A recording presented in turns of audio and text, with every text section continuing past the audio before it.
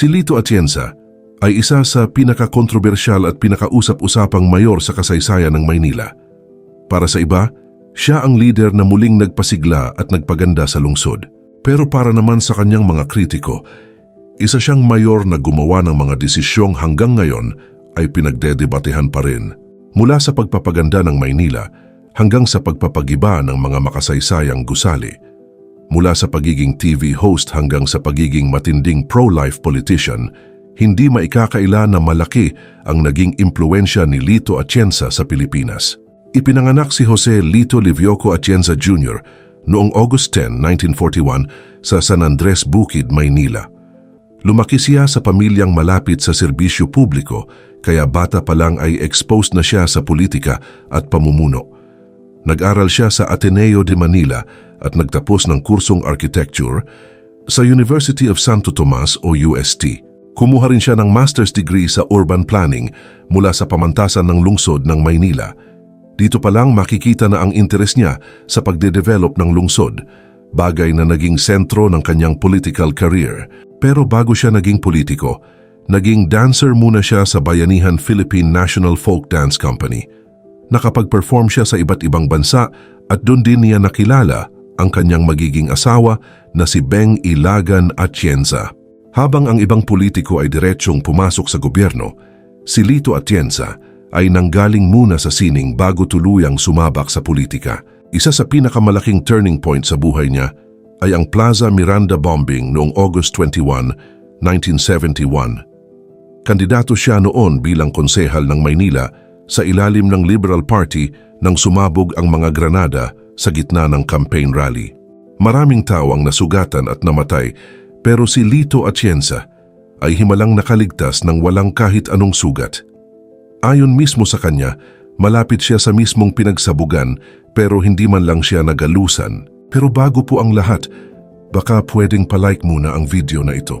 Isang simpleng click lang, pero malaking tulong yan sa aming mga content creators para makagawa pa ng mga kwentong gaya nito. Maraming salamat po. Simula noon sinabi niyang parang nabigyan siya ng second life, kaya mas lalo siyang naging determinado sa serbisyo publiko. Pagkatapos ng insidenteng iyon, naging aktibo siya laban sa martial law at ilang beses ding nakulong dahil sa kanyang pagiging kritiko ng gobyerno noon. Unti-unti siyang umakyat sa politika hanggang maging Vice Mayor ng Maynila noong 1992 sa ilalim ni Alfredo Lim. Dito nagsimula ang partnership nilang dalawa na kalaunan ay nauwi rin sa matinding political rivalry. Noong 1998, nang tumakbo si Alfredo Lim bilang presidente, si Lito Atienza ang pumalit bilang mayor ng Maynila. Kalaunan ay tumakbo siya sa eleksyon at tuluyang nanalo bilang alkalde. Dito nagsimula ang kanyang pinakasikat na programa, ang Buhayin ang Maynila. Sa ilalim ng kanyang administrasyon mula 1998 hanggang 2007, malaking pagbabago ang nakita sa lungsod. Isa sa pinakasikat niyang proyekto ang Baywalk sa Rojas Boulevard.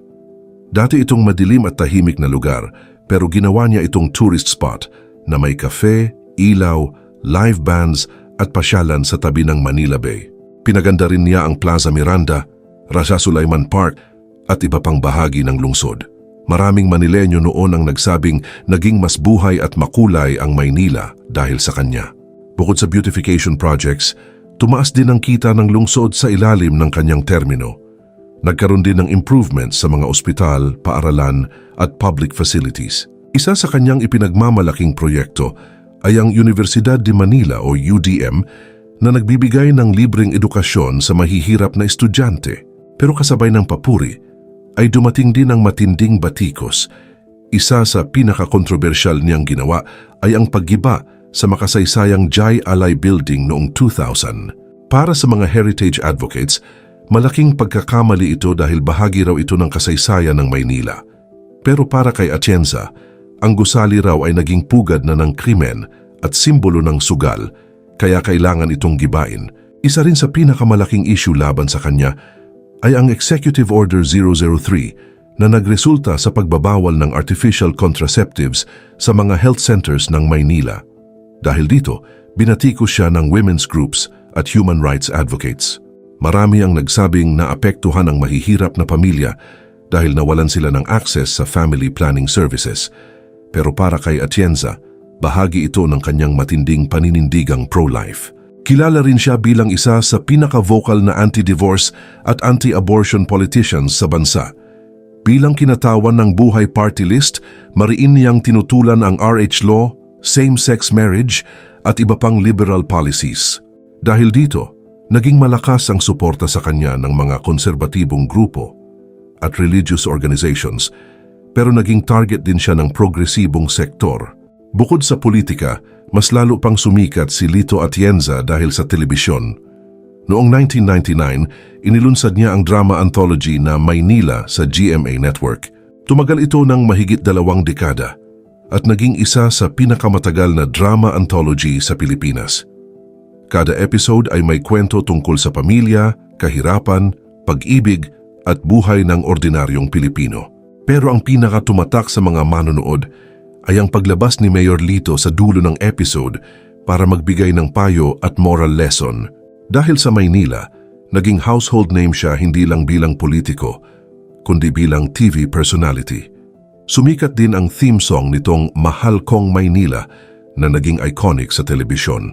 Marami ring artista ang nagsimula sa programang ito bago naging malalaking bituin tulad ni Coco Martin, Alden Richards at Angel Locsin. Bukod sa hosting, naging kilala rin siya dahil sa kanyang makukulay na floral barong at Hawaiian-style polos na naging trademark niya sa publiko. Habang ang ibang politiko ay seryoso at formal manamit, si Lito Atienza ay naging kakaiba dahil sa kanyang makulay na estilo. Noong 2007, natapos ang kanyang termino bilang mayor dahil sa term limits. Pinalitan siya ni Alfredo Lim matapos matalo ang anak niyang si Ali Atienza sa eleksyon. Pagkatapos nito, naging DENR Secretary siya sa ilalim ni Gloria Macapagal Arroyo at kalaunan ay naging congressman ng Buhay Party List kung saan lalo niyang ipinaglaban ang kanyang pro-life advocacy. Noong 2022, tumakbo pa siya bilang Vice President kasama si Manny Pacquiao, pero hindi sila nagtagumpay. Sa kabila nito, nanatili siyang aktibo sa pagbibigay ng opinyon tungkol sa politika at mga pambansang issue. Sa personal na buhay naman, kilala si Lito Atienza bilang isang family man. Meron silang 6 na anak, kabilang sina Kuya Kim Atienza, Ali Atienza, Mayle Atienza at Chi Atienza na naging Vice Mayor ng Maynila. Madalas sabihin ng kanyang mga anak na istrikto pero mapagmahal siyang ama. Noong mga nakaraang taon, humarap din siya sa ilang problema sa kalusugan. Noong 2022, sumailalim siya sa knee replacement surgery matapos madulas at mapilayan. Dahil dito, minsan ay gumagamit siya ng wheelchair o walker, pero nananatili pa rin siyang active sa pagbibigay ng interviews at live streams tungkol sa politika. Isa rin sa pinakamabigat na dagok sa kanilang pamilya ay ang pagpanaw ng kanyang apong si Iman Atienza noong 2025. Malaki ang epekto nito sa buong pamilya, lalo na kay Kuya Kim. Simula noon, naging mas vocal ang pamilya Atienza tungkol sa mental health awareness at kindness advocacy. Hanggang ngayon, hati pa rin ang tingin ng publiko kay Lito Atienza. Para sa iba, siya ang mayor na nagpasigla sa Maynila. Para naman sa iba, isa siyang kontrobersyal na leader dahil sa ilang desisyon niya sa lungsod. Pero isang bagay ang sigurado, malaki ang iniwang marka ni Lito Atienza sa politika at kasaysayan ng Maynila.